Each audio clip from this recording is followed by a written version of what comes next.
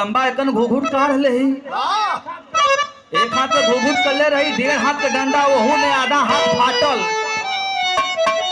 मारी जोतल खेत में 1.5 हाथ ऊपर उछरी पंचो अब पीही के घुंघुटा उठाए के जब गाई न लोगन का करेजा फाट जाला। कैसे गावला मास्टर?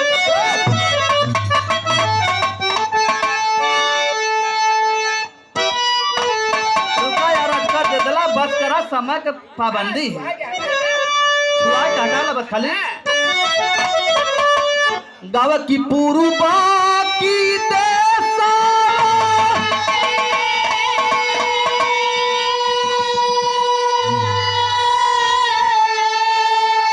अरे अबिकल हो चरा खावा देवर मोरा चोकी रे भैया बिकल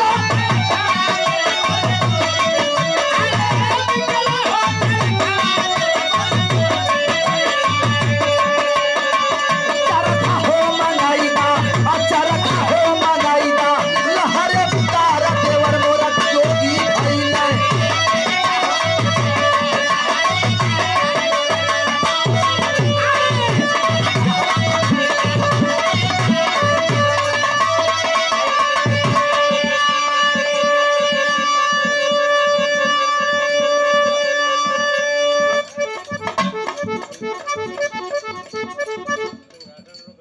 बाबू श्री सिंहासन यादव जी गाजीपुर के ऐतिहासिक धरती से बहुत रुपया के पुरस्कार।